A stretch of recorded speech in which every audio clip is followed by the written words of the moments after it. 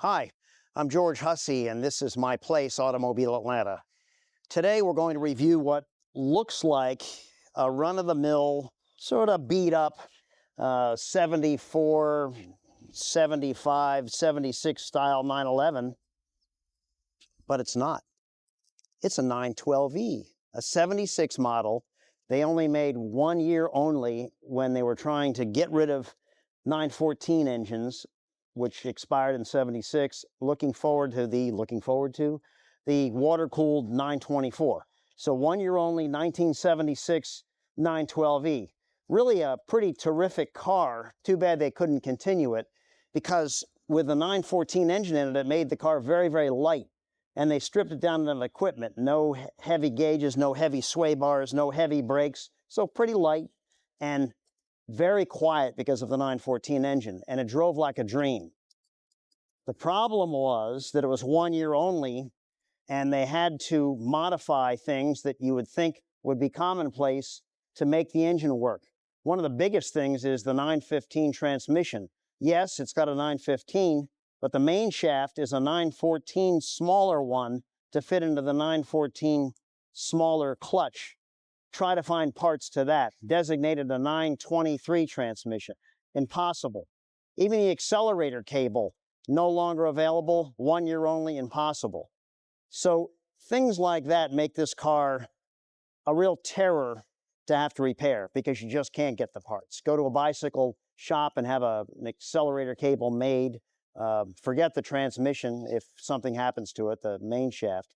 But the concept was delightful, and we loved this car when it came out.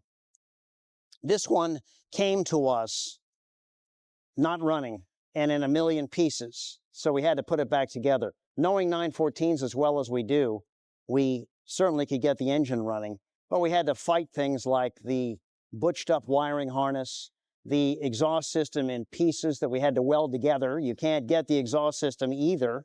The fact that the brakes are 1 year only. They're not the nice vented rotors in the front. They're non-vented rotors, but 912E. The early rotors won't fit. The late rotors won't fit. The 912E rotors only will fit, the rear brakes being the same. So pretty much a struggle and a struggle and a struggle. And that's probably why the car sat in a million pieces for the longest time. The customer delivered this with 911 brakes and calipers, but none of it would fit. We had to really struggle to get the parts. This particular car is not the best. It's been repainted. It's had the interior recovered with less than top quality materials. It has what I call the silly glue-on plastic dash cover, which interferes with even holding the steering wheel. And my hands aren't the big giant ones in the world, but even I hit my knuckles on the plastic dash cap that was over the original. And things like the white painted wheels here that are sort of really stupid, and the I call them Kmart driving lights, probably Walmart or wherever, the cheapest driving light we could find, and the cheap carpeting here, and mats that don't match, and just general shop wear. As you can see, must have been somebody heavy sitting in this car, because the bolster on the seat is crushed.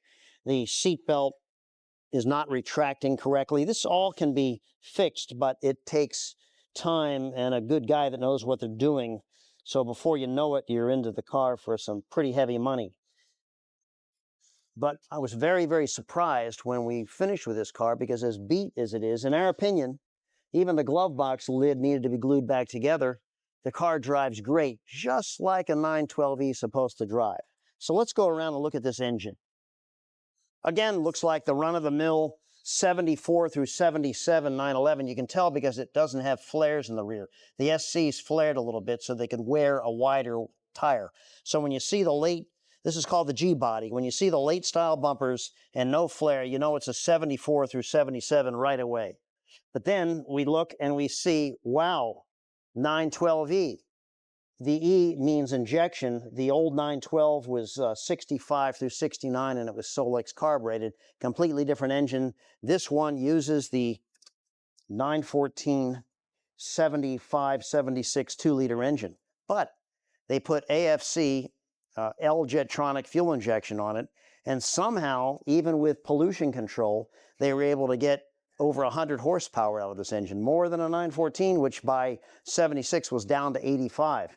And I love the so-called 1.8 L-Jetronic system because it is the best, the simplest, gets the best gas mileage, and it's more modern than the old ones. So the engine fits in here nicely. They had to come up with engine mounting apparatus, which is different also. The old 911 style engine pods, you look at this and you have two holes here, and you think, well, what goes there? Well, nothing, because these bodies were just like the 911 bodies. They, instead of the oil tank, they put the control unit here because they knew they had room. So they cut a hole, dropped the control unit in here.